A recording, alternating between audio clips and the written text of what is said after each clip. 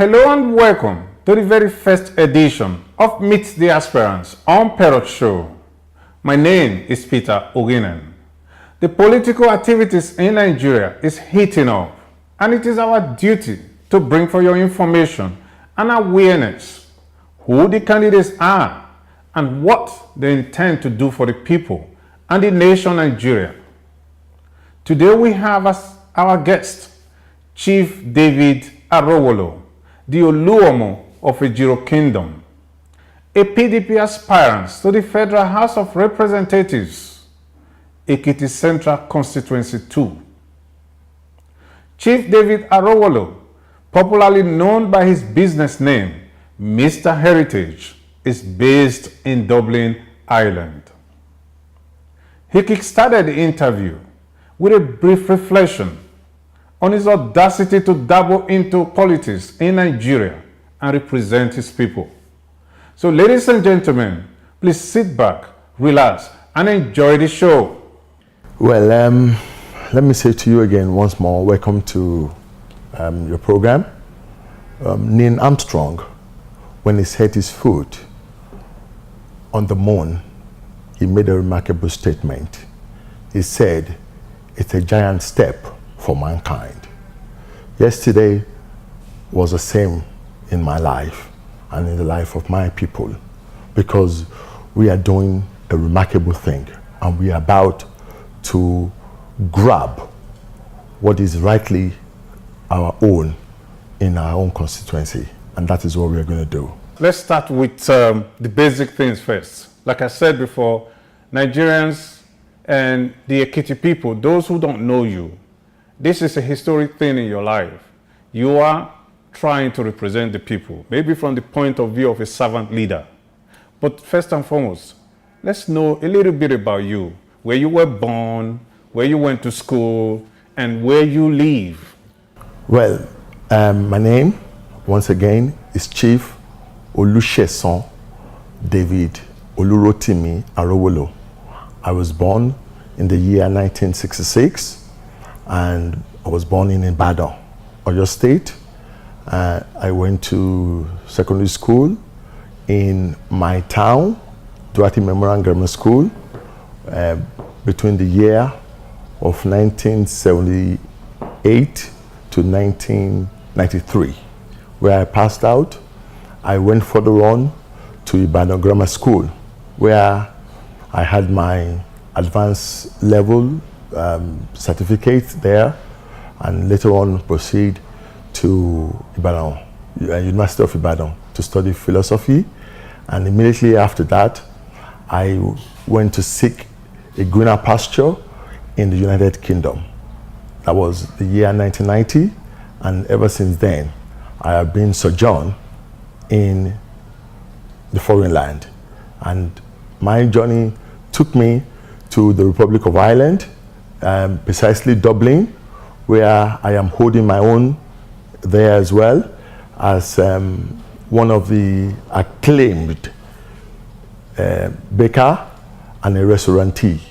And that's what I do for a living, and that's what I am presently now. You talked about your sojourn to Ireland. So you live in Ireland now? Yes, I do. Okay. Let's finish with your educational qualifications first. Okay. At this time, I am studying law at Dublin Business School in Dublin, and hopefully in the next 6 months, I will be a graduate of an LLB Honors, and we take it up from there later on. All right. Okay. So you went to secondary school. I did. Yeah. And you did your university In the University of Ibadan. And you went to England, and finally settled with your family in Dublin, Ireland. Exactly. And there you had to go back to school again to read law. Yes. And hopefully you'll be graduating in 6 Months time. months' time. That's fantastic. The studying of law, are you trying to be a lawyer? You're trying to go to court, or do you have a job that you do? Well, actually, studying law is just an added advantage that I'm hoping to take into the House of Representatives, just to help my course in the place. Further your career and Yes, your well, personality. Exactly. Yeah. But at this moment, my profession is I am a caterer, I'm a baker, and I am a restaurantee. And that is what I do for a living in Dublin. That's fantastic. So let's talk a little bit about your profession, what you do. When you say you are a baker, you run a restaurant. What do you mean? Well, to God be the glory. For now, I am one of the immigrants that owns its own business in baking in Ireland. And it is one of the largest. And at the moment, we have our staff is about 16 that is employed in the organization. So you are a baker. You bake bread. Yes, you make bread. Yes, I do. And you are an employer of labor. Yes, I am. You have about 16 staffs that work with you. Yes. That's amazing.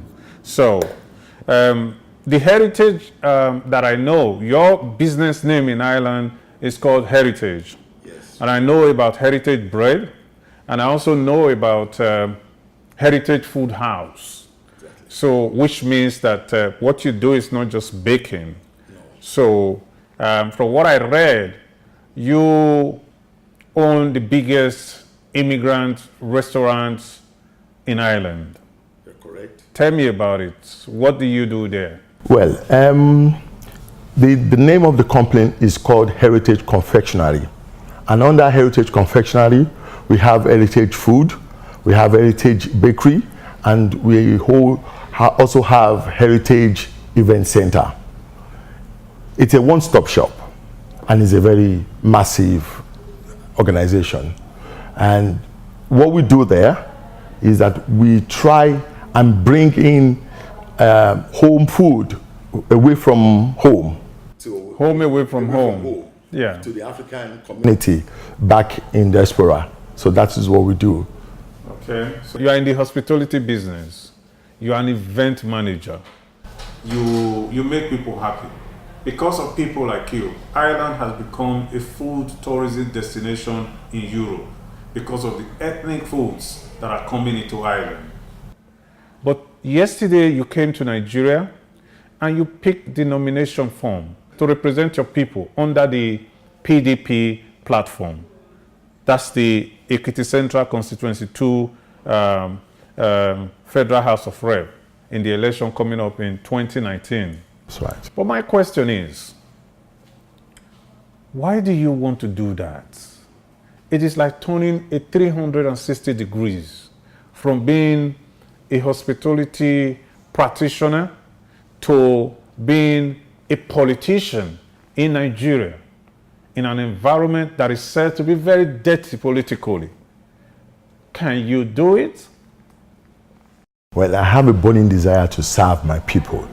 I love my people, and I know my people loves me.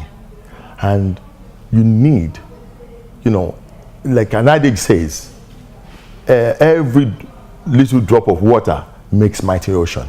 My own little contribution, my own little quota, I can contribute it into my community and develop the place and bring infrastructures, bring creation of jobs into the youth, and then give them a sense of belonging. And I believe I can do that by going there to represent my people and give them a good representation and accountability of myself there. Now, to your question, why do I want to do a 360? You see, the importance of going into politics in Nigeria is to have something that you are doing. Many politicians that you see today has nothing that they are doing.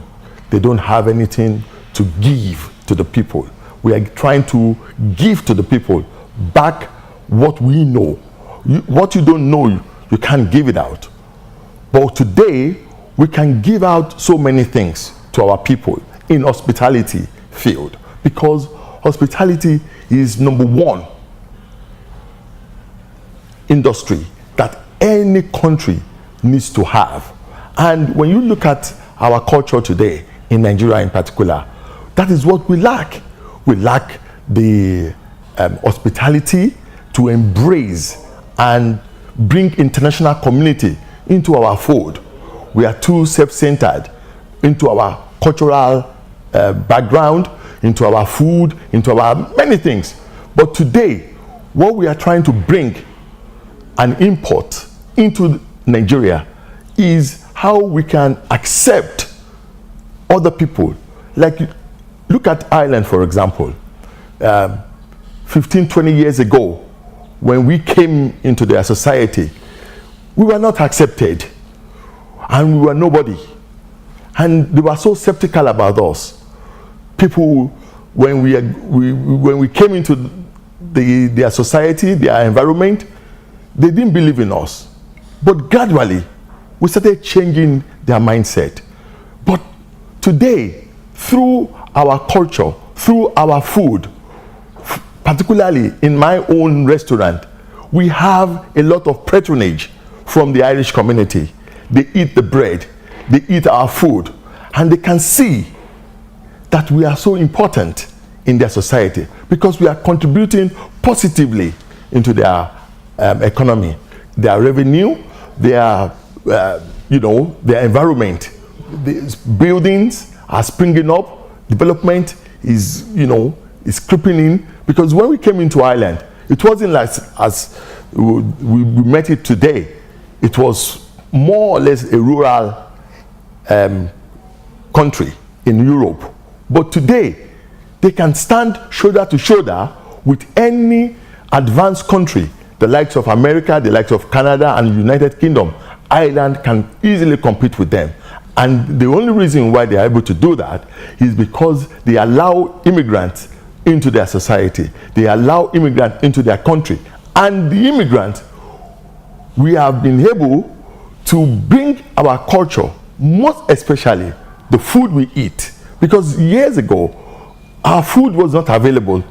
And today, my restaurant is a mecca to anybody coming in from either Africa or Europe to see what amazing features that we have there.